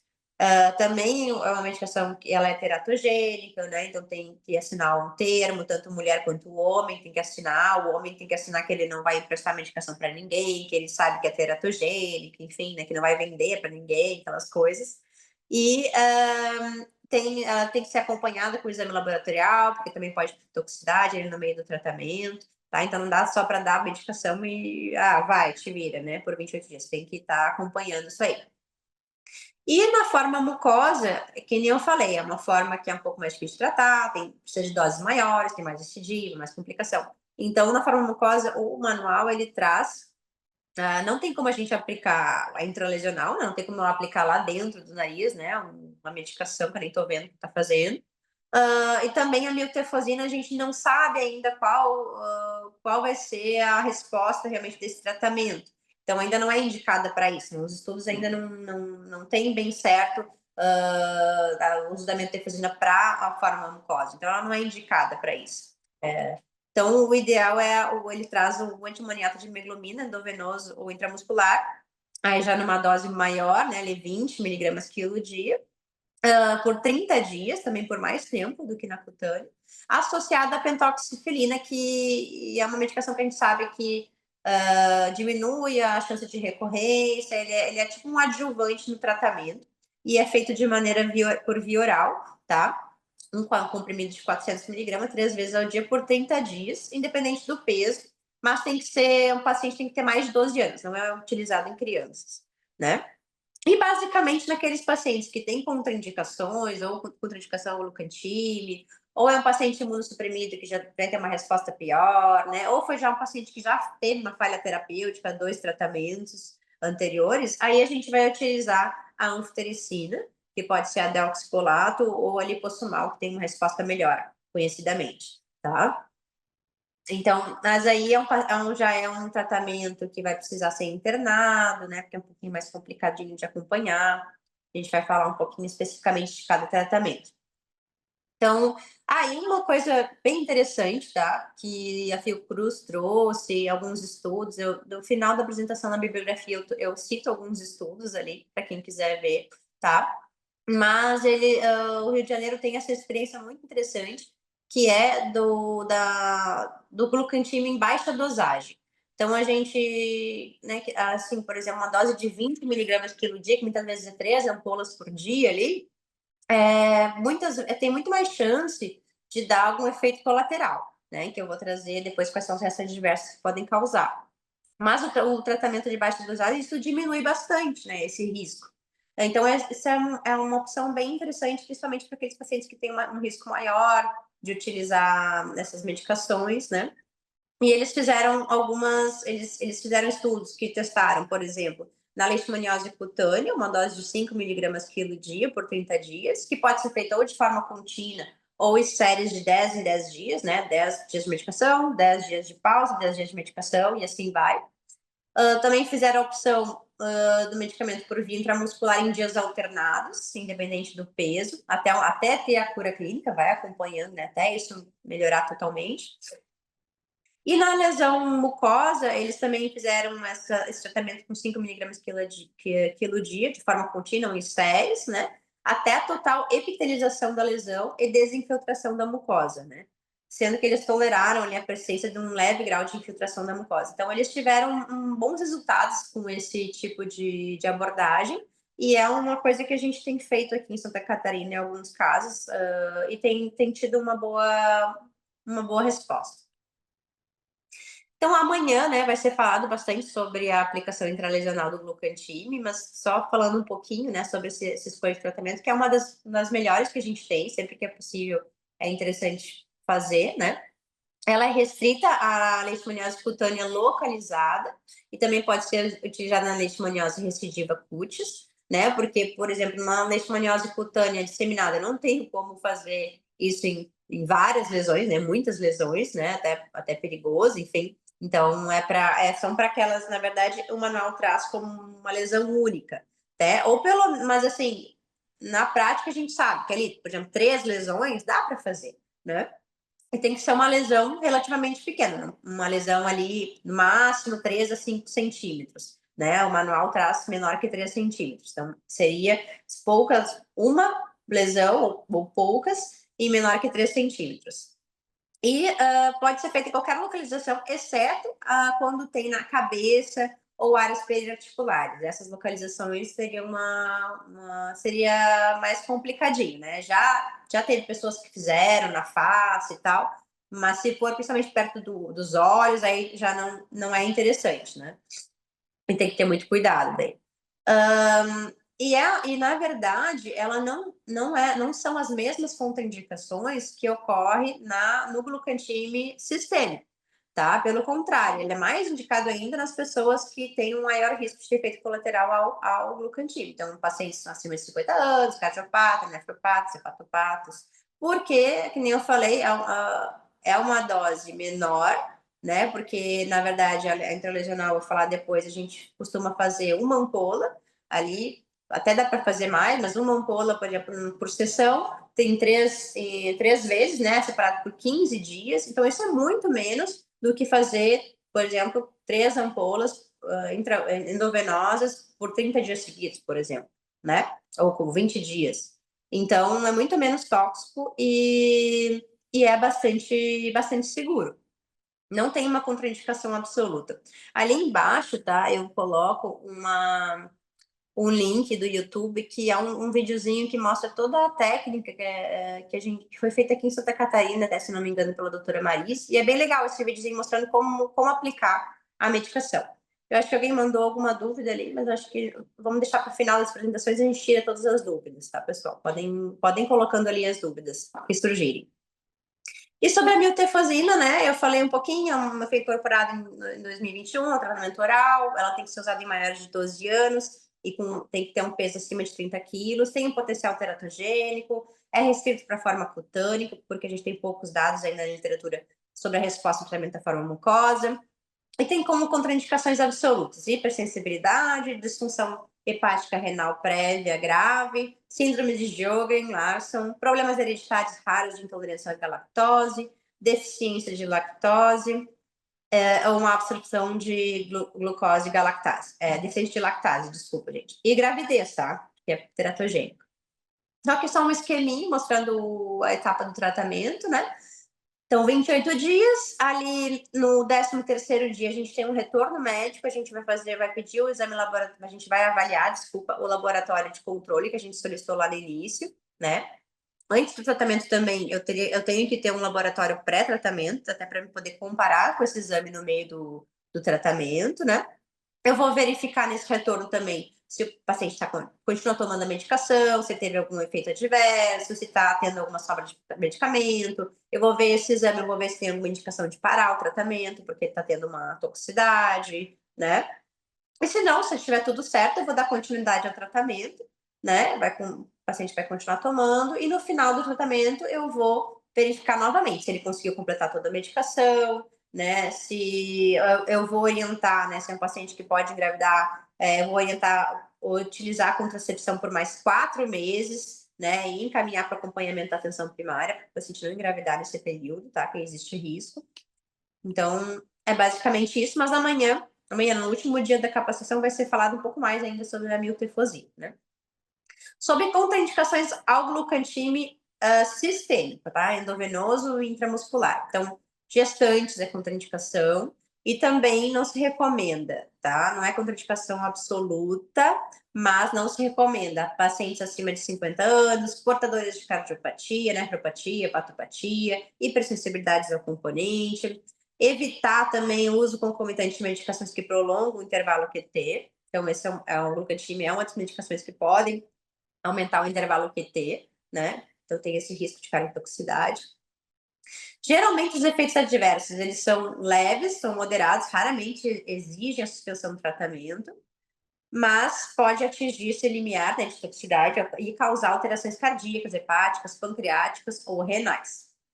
Esse efeito no aparelho cardiovascular, que é uma das complicações mais temidas, né? Ele é dose e tempo dependente e vai causar, então, um distúrbio de repolarização, com inversão da onda T, pode dar um achatamento, pode ter um aumento do intervalo QT. Então, é bem importante, durante o tratamento sistêmico, nós termos a possibilidade de fazer uma monitorização com um eletrocardiograma semanal e sempre também nos retornos, né, ou quando o paciente está internado, fazer uma cuidadosa ausculta cardíaca para procurar alteração de ritmo, por exemplo, né. E aqui alguns outros efeitos adversos, então, assim, gerais, né, do glucantime: artralgia, mialgia, anorexia, náuseas, vômitos, plenitude gástrica, epigastralgia, pirose, dor abdominal, pancreatite, prurido, febre, fraqueza, cefaleia, tontura, palpitação, insônia, nervosismo, choque pirogênico, edema, insuficiência renal aguda. É aquela coisa, né? A gente lê a bula e, se a gente for ler a bula de toda a medicação, vai ter sempre uma listinha aí bem grande de efeitos adversos, né? Isso faz parte da medicina, infelizmente, né? Mas que nem eu falei, é raro, não é tão comum assim. e muitas vezes são sintomas que são contornáveis. Então, aqui a gente já teve paciente internado usando 90 dias de glucantina em baixa dosagem, um dos pacientes teve artralgia, a gente teve que dar uma pausa ali em alguns momentos quando isso estava se tornando um sintoma que estava incomodando, né? Já teve paciente com pancreatite com a dose usual do glucantime, né, com dose alta, a gente teve que, não lembro, acho que a gente acabou passando para baixa dosagem, também o paciente tolerou super bem, tá? E eventos adversos mais graves, eu não tive aqui experiência ainda, graças a Deus. Mas antes de mim, teve também um paciente que teve uma reação grave, mas não foi o glucantime, foi até a anfotericina, que teve uma cardiotoxicidade grave. Depois ele acabou utilizando também o esquema de baixa dosagem com glucantime e ele foi bem. Então, assim, comentando só, né, que o tratamento da leite é complicado realmente, porque são medicações mais tóxicas.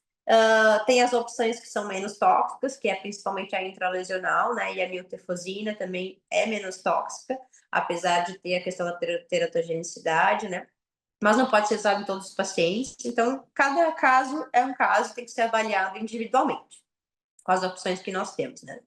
Quando nós temos contraindicações, principalmente a glucantime ou outras medicações, a gente acaba, ou quando o paciente tem alguma situação que ele acaba acarretando uma dificuldade maior em fazer o tratamento, né, porque tem uma resposta pior, enfim, nós vamos para o tratamento com anfotericina. Quais são as indicações? Paciente acima de 50 anos, paciente com insuficiência renal ou transplantado, paciente com insuficiência cardíaca, paciente com insuficiência hepática, pacientes que não responderam ao tratamento com glucantime, gestantes e pacientes portadores de HIV, tá? A gente, na anfotericina, a gente também tem reações adversas, né? É muito comum ter reação infusional, que é basicamente a ocorrência de febre, cefaleia, tremores, pode ter cianose, hipotensão, pode ter distúrbio de comportamento, calafrios, náuseas e vômitos. Isso durante a infusão, tá? Então, às vezes, também pode ocorrer quando faz muito rápido, né? Ou simplesmente tem pacientes que têm uma facilidade maior em ter esse tipo de reação. Também, de efeito adverso, pode ocorrer com o uso da anfotericina, hipopotassemia, hipomagnesemia, pode ter flebite, é bem comum, é uma medicação que irrita bastante a veia, pode ter flebite no local da infusão. E também uma complicação muito comum, mais comum com a deoxicolato, menos com a lipossomal, é a insuficiência renal. Então, para contornar principalmente ali a reação infusional, a gente pode administrar dipirona antes da medicação e também a gente pode fazer uso de hidrocortisona, pré-anfotericina. Quanto aos efeitos adversos de hipopotassemia, hipomagnesemia, a gente faz reposição, tanto por oral quanto pela veia, né? E quanto à insuficiência renal, a gente tem que fazer, e outros efeitos, né? Por exemplo, fígado, a gente tem que fazer exames laboratoriais frequentes, às vezes até diários. O paciente tem que estar internado, idealmente, porque é uma medicação bastante tóxica, né? Então, o paciente internado, muitas vezes a gente fazendo exames bem frequentes laboratoriais. E também, muitas vezes, a gente faz o uso de soro na veia, assim, tipo uma expansão antes da anfotericina e depois da anfotericina, a fim de evitar a ocorrência da insuficiência renal. Quanto à miltefosina, quais reações adversas podem causar? Então, o mais comum ali, náuseas, vômitos, diarreia, que geralmente são leves e transitórias e ocorrem em cerca de 21 até 60% dos pacientes. Isso pode melhorar um pouquinho se a gente orientar a ingestão da medicação pós-refeição. E também pode ocorrer em até 5 a 32% dos pacientes um aumento discreto e transitório das transaminases, da ureia e da creatinina. E menos frequentemente, a gente pode ter tontura, cefaleia, sonolência, inapetência e epigastralgia. Raramente, né, pode ter urticária, dor testicular e a síndrome de Steven-Johnson, que daí são complicações um pouquinho mais graves. Indicações de internação. Então, quando é que eu vou internar o paciente com leishmaniose tegumentária americana? Então, basicamente, as indicações de internação irão ser quem for fazer anfotericina, que nem eu comentei, vai ser internado, né? Ou quem tem um risco maior de ter uma reação adversa com o glucantime sistêmico, né? Então, pessoas que têm mais chance de ocorrer essas complicações, pessoas que já têm alguma doença prévia, né? Gestante, nefropata, hepatopata, cardiopata, pessoas que têm co-infecção com HIV, leishmania, que vão ir para a anfotericina, né? pessoas com doença de Chagas, a leishmania, que muitas vezes tem cardiopatía associada, falha terapêutica prévia, 2 tratamentos com falha, né, que vão fazer com que a pessoa provavelmente vai usar ampicilina, forma mucosa, difusa, disseminada, que são formas mais graves, né, pacientes que precisam de supervisão do tratamento, já tem história de abandono, precisa garantir que ele tome a medicação corretamente, ou até um efeito grave adverso prévio ao tratamento, né, fez até uma, sei lá, uma ampicilina e teve uma cardiotoxicidade ou glucantina, enfim, vai ter que fazer isso, a medicação que escolher, talvez a gente tenha que fazer de uma forma mais monitorizada, né? Enfim. E finalmente, eu tô acabando, tá, gente? Finalmente, a cura clínica. Como é que a gente vai definir isso? Então, assim, a cura, ela o critério é clínico, tá? É só clínico, não tem nenhum exame que vai me dizer, não, curou, não curou, enfim, não adianta fazer sorologia depois que acabou de tratar, tá? Isso já vi acontecer. Enfim, não adianta, é clínico. Então, é bem importante a pessoa manter o acompanhamento depois do tratamento, tá? Que é aí que a gente vai saber, muitas vezes, se aquilo realmente resolveu, ou se vai surgir nova lesão, né? Ou enfim. Esse acompanhamento na leishmaniose cutânea é um acompanhamento que deve ser até 12 meses depois do final do tratamento, tá? E aonde nesse tempo a gente vai ver a resposta terapêutica, a gente vai também poder detectar possível ocorrência de recidivas, né, após uma terapia inicial bem sucedida. E a gente vai definir cura clínica na forma cutânea quando houver epitelização completa de todas as lesões e o desaparecimento de crostas, descamação, infiltração e eritema. Então é aí que a gente vai realmente definir que o paciente foi curado, tá? O que a gente espera? A gente espera que tenha uma melhora progressiva e uma epitelização completa da lesão em até 90 dias após o tratamento, no tratamento completo. Então, as úlceras elas têm que estar fechadas em até 90 dias depois do final do tratamento. Se isso não acontecer, daí eu vou falar agora no próximo slide. Mas e outra coisa também, os sinais, as crostas, descamação, infiltração e eritema, eles ainda podem estar presentes ali com 90 dias, e a gente considera que isso até pode, né, ocorrer até 180 dias ali, 6 meses depois do tratamento. Mas isso tem que estar em melhora. Por isso que nós estaremos acompanhando o paciente depois do tratamento, a gente vai acompanhar ele logo que ele acabou o tratamento, tem que ter uma consulta, depois de um mês tem que ter uma consulta, depois de 3 meses tem que ter uma consulta, que é quando a gente vai ver se a epitelização completa ou não, né?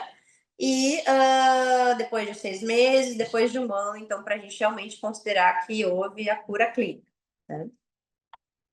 E se agora, lá no 3 meses após tratamento, não teve epitelização completa, ou teve uma piora das lesões, ou teve aparecimento de novas lesões, em qualquer momento desses 90 dias, né, piora de lesão, ou aparecimento de novas lesões nesses 90 dias, a gente tem que fazer um novo tratamento, tá? Ou se não tiver um fechamento dessa úlcera em 90 dias depois do tratamento, aí a gente já pode partir para um segundo tratamento, que não houve cura clínica, né? A gente é uma falha, então. E lembrar que finalizou esse 1 ano de acompanhamento, eu tenho que ter uma nova avaliação do otorrino para ver se não está surgindo alguma lesão incipiente na mucosa, tá? Aí sim eu vou poder, então, dar alta para esses pacientes do acompanhamento, do ambulatório específico, né? Mesmo assim, o paciente ainda pode, anos depois, ou em algum outro momento da vida, ter uma recidiva da leishmaniose. Não tem como garantir que ele nunca mais vai ter isso na vida, tá? E lembrando que quando o paciente teve uma cura espontânea da lesão sem uma intervenção medicamentosa, ou fez um tratamento incompleto e isso acabou curando, existe uma probabilidade maior dele ter recidivas, inclusive de leishmaniose mucosa também. Então, a gente acaba, nesses pacientes, a gente pode estender o tratamento o acompanhamento para 2 anos, tá? E a gente idealmente solicitaria uma avaliação do otorrino no final do 1 ano de tratamento, de acompanhamento, e também no final do 2º ano a partir da cicatrização da lesão.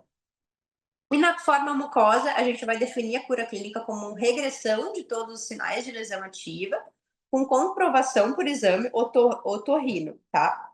Não adianta só, mesmo que o paciente tinha uma lesão ali no septo, né? Então, se eu consigo olhar aqui por fora, nem preciso dar uma avaliação do otorrino. Não, precisa, tá? Porque pode ter aparecido novas lesões lá para dentro, pode, né? Pode ter outras alterações. Então, tem que ser uma avaliação do otorrino para descrever, né, como que estão como é que tá essa mucosa, até porque muitas vezes vai ter lesão mais para dentro lá que a gente não tem como ver no exame físico normal, tá? E essa cura, esse exame da otorrina, ele tem que ocorrer em até 6 meses após a conclusão do esquema terapêutico, né? Até 6 meses teve uma avaliação da otorrina, disse que não tinha nenhuma lesão, que melhorou totalmente, enfim, a gente pode considerar a cura clínica a partir dali, mas a gente tem que seguir fazendo um acompanhamento, que vai ser com otorrino, principalmente, porque, claro, pode acompanhar no ambulatório de leishmaniose, deve acompanhar, mas a gente precisa da avaliação do otorrino, porque é ele que vai nos dizer se apareceu novas lesões lá dentro, enfim, se teve alguma modificação. E essa avaliação do otorrino tem que ser anual, por pelo menos 2 anos, após certificada a cura clínica. Tá, pessoal? E finalizando aqui do tratamento intralesional, como é que a gente sabe se melhorou, né? Então, o tratamento intralesional, a gente pode fazer, na teoria, de 1 até 3 aplicações. Às vezes, pode ser feito até mais aplicações, tá? Caso a caso. Mas a gente espera também que a gente faz? A gente faz uma primeira aplicação, depois de 15 dias a gente faz uma reavaliação. E se o paciente ainda não tiver epitelizado toda a lesão, a gente pode aplicar mais uma sessão. Se depois de 15 dias também não teve a epitelização completa, a gente também pode fazer uma terceira e última aplicação. E aí, depois disso, o ideal é você avaliar de perto, a cada 15 dias, ou pelo menos mensalmente, né? Para ver se teve uma progressão para epitelização por até 120 dias, você vai acompanhar. Caso não tenha uma progressão contínua para cicatrização total até o 3º mês ali do término do tratamento, aí a gente pode fazer, inclusive, a mesma medicação. A gente pode fazer novamente todo o tratamento intralesional, de 1 a 3 aplicações. Tá? Não precisa mudar o esquema terapêutico porque não teve uma boa resposta, tá? Aí eu vou falar um pouquinho do como que define recidiva, falha terapêutica. Então, recidiva, ela é o reaparecimento da lesão leishmaniótica em qualquer parte do corpo até 1 ano após a cura clínica, descartada a possibilidade de uma reinfecção, né? Daí você vai considerar uma área de endemicidade muito alta, às vezes pode ocorrer até uma reinfecção, né? Mas a recidiva seria o reaparecimento de lesão em até 1 ano após a cura clínica, né? E geralmente isso ocorre na borda de uma lesão tratada, tá? E a falha terapêutica, a definição é 2 esquemas terapêuticos regulares sem a remissão clínica. Então, por isso que eu falei, que faz lá um tratamento intralesional completo e não regrediu, não teve uma remissão clínica, isso não é falha, tá? A gente pode fazer, inclusive quando acontece um primeiro tratamento que não teve remissão, a gente pode fazer o mesmo tratamento mais uma vez. Aí sim, quando tiver 2 esquemas terapêuticos regulares sem uma remissão, aí eu vou pensar na falha terapêutica e vou com um tratamento de segunda linha, que pode ser, por exemplo, a anfotericina B. Então, aqui eu trago alguns bibliografia, né? O Manual de Vigilância da Leishmaniose Segmentar é um manual que é bem completo, tem bastante informação, bastante imagem, bem legal de ver. A gente tem o Guia de Orientação da Vigilância de Santa Catarina, que também está bem recente, o último, se eu não me engano, é bem legal de ver também. E ali embaixo tem alguns artigos que eu comentei sobre o tratamento alternativo com baixa dose de glucantina, que é muito interessante e que vem sendo falado, né? É isso, pessoal. Muito obrigada. Vou passar a palavra aqui, sair da minha tela, vou passar a palavra para a Vanessa e para a Renata novamente. Muito obrigada, Maria Júlia. Excelente aula. Deixo aberto agora para quem tiver dúvidas, se manifestar, pode ser via áudio e também aqui através do chat. Mas só comentando que algumas coisas que acho que tem mais dúvidas, assim, que o pessoal tem, né? Acho que em questão ao tratamento intralesional, né? Que a gente vê muito receio, às vezes, em fazer, em questão até de reações adversas, mas o pessoal pode ficar bem tranquilo, porque realmente é uma das opções que tem menor toxicidade, assim, por não ter no celular, por não ter como é que eu posso dizer, absorção sistêmica, né? Então isso é uma dose muito menor, então é muito tranquilo realmente de fazer, não tem uma contraindicação absoluta. Também a aplicação não é nada, também o pessoal tem bastante medo de aplicar, nunca fiz uma capacitação disso e tal, mas é bem simples, assim, como um procedimento médico bem comum, sabe? É basicamente uma infiltração ali que a gente vai fazer nas bordas da lesão para deixar bem cheinho ali a lesão toda, né? Não tem muito mistério, assim, então o pessoal não deve ter medo de fazer essa aplicação. Eu vou abrir, não sei se... Tem uma pessoa que mandou uma pergunta aqui. Deixa eu ver. O paciente fez tratamento intralesional 3 vezes. A lesão não desapareceu antes dos 90 dias e voltou novamente. Qual o próximo medicamento pode ser usado? Então, aquilo que eu comentei, assim, se antes dos 90 dias teve uma nova lesão ou piorou, né?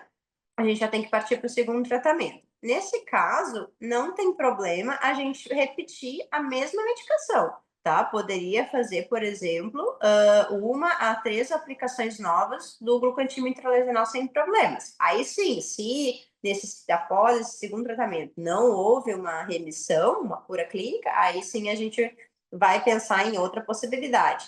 Aí depende um pouco do paciente, tá? Então, assim, depende do perfil do paciente, se tem alguma contraindicação, se tem alguma doença, se tem alguma alteração, enfim. Aí a gente poderia fazer, por exemplo, a anfotericina, ou pode fazer ou até, no caso, assim, miltefosina, até dá para fazer, mas a miltefosina a gente sabe que tem uma resposta clínica um pouco pior, normalmente, do que outras possibilidades, tá? Então nesse caso, por exemplo, que já falhou, talvez não fosse interessante. Então, seria a anfotericina, ou provavelmente o glucantimida sistêmico, no caso, se desse para fazer, né?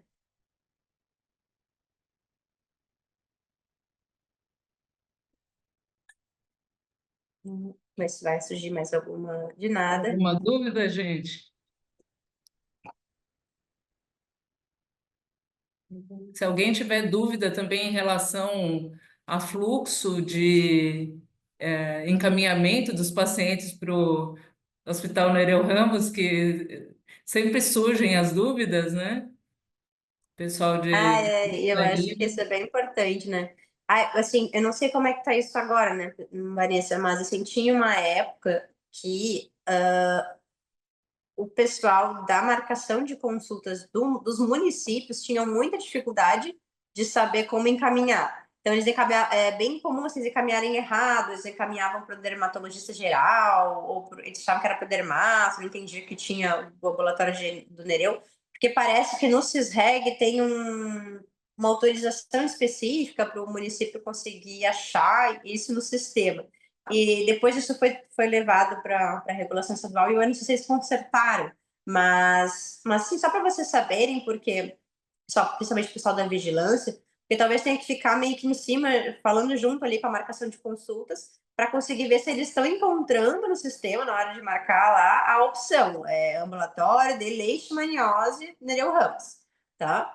É importante saber que às vezes eles têm essa dificuldade de fazer esse encaminhamento, realmente. Isso, e caso o município tenha algum tipo de dificuldade em relação a isso, eu acho que as regionais podem auxiliar nesse sentido de fazer o contato com a nossa regulação central aqui e auxiliar nesse processo, né, de solicitação, se tiver alguma solicitação específica para liberar a opção de selecionar o ambulatório do Nereu Ramos, tá? E no que a gente puder também auxiliar no que for possível, se nem a regional conseguiu solucionar, nós também podemos intervir e auxiliar no que for possível aqui no contato com o pessoal da regulação.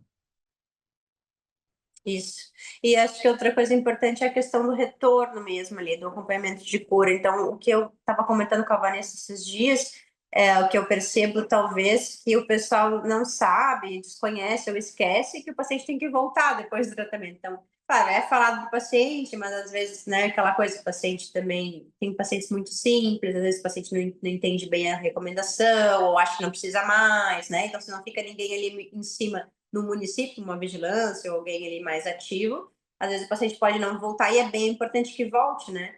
Então, saber que existe esse retorno e ficar em cima para ver quando que o paciente voltou a última vez, quando que foi para o otorrino, se não tem que voltar, perguntar para nós qualquer dúvida, né? Olha, o paciente, sei lá, voltou um mês após o tratamento e agora já fazem 4 meses, é para voltar de novo? Pergunta, é melhor saber, né, o que que faz, ir atrás dessa informação para poder a gente estar assessorando melhor o paciente, né? Sim, que a gente possa fazer esse acompanhamento de perto mesmo com os pacientes, sejam os que foram atendidos nos seus municípios de residência, sejam aqueles que foram encaminhados para referência estadual na Nereu.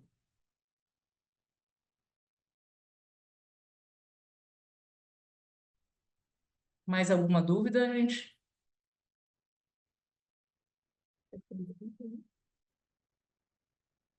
Só mais uma coisa que eu vou comentar também, que, assim, eu trouxe alguns exames pré-tratamento, né, que são interessantes de serem feitos e tal, mas assim, por exemplo, eu recebi o paciente no ambulatório Nereu Ramos, e com o diagnóstico de LTA, eu não tenho ainda todos esses exames ali, talvez um exame de sangue só, pelo menos, né? Eu não preciso ficar esperando um eletro, né, a avaliação do otorrino é interessante, tá? Antes disso, mas assim, tem a avaliação do otorrino, tem o laboratório, eu não preciso esperar um eletro, por exemplo, para fazer uma aplicação intralesional, tá? Isso é mais importante no paciente que eu vou fazer uma medicação sistêmica mesmo. Então, no paciente que eu vou fazer um glucoantime endovenoso, uma anfotericina, aí realmente. Agora, assim, porque às vezes, por exemplo, aqui eu tenho o glucoantime intralesional que eu posso aplicar no mesmo dia que o paciente vem, né? Então, eu não aplico, eu não fico esperando o eletro, né? Às vezes eu vejo que o pessoal fica um pouco receoso mesmo, mas pode ficar bem tranquilo que na opção de intralesional, por exemplo, a gente não precisa ter tanto receio assim de estar e às vezes ter isso em mãos, né, para poder fazer. O professor Edmundo perguntou aqui no chat se no caso de recidivas ou de falha terapêutica há avaliação de resistência do patógeno. A gente não tem isso de rotina, até porque a gente, assim, eu vou dizer que até não é tão comum a gente ter falhas aqui, pelo menos para a leite tegumentar, né? A leite visceral a gente tem alguns casos, não muitos, né? Mas também nunca tive nenhuma falha, assim. Então, a gente não tem essa, mas eu sei que o doutor Edmundo, acho que lá na UFSC tem essa possibilidade, né? Que já tinha assim, me recomendado se tivesse algum caso, uma coisa, acho que no caso a gente ter algum paciente que realmente vai evoluir com muitas falhas, talvez fosse interessante. Mas que eu saiba, não é, a resistência da leishmania não é uma coisa tão comum ainda no Brasil, né? Não sei se talvez em outros locais mais endêmicos, né? Mas ainda não é uma preocupação tão grande. Mas quem sabe nesses pacientes com falha, realmente, se a gente tiver disponibilidade, seria interessante. E complementando, professor Edmundo, nós tivemos um único caso de falha terapêutica que o paciente já tinha passado por outros tratamentos, um caso importado, né, que ele teve uma certa resistência ao tratamento, diferentes drogas do rol de opções, né, para o tratamento de leishmaniose, que foi até na ocasião, a doutora Marisa ainda trabalhava aqui conosco, e ela solicitou uma nova biópsia e foi enviada, então, para a caracterização do parasito na Fiocruz, e era Leishmania brasiliensis mesmo, a gente tinha uma suspeita de poder ser guianenses ou se não amazonenses, né, devido a uma série de tratamentos que o paciente precisou passar, mas depois foi resolvido o caso, mas esse foi o único caso mesmo de um caso de recidiva e uma falha terapêutica, né, de diversas drogas, mas não no intuito assim da gente fazer uma caracterização do patógeno, que aquilo foi primordial para o tratamento do paciente.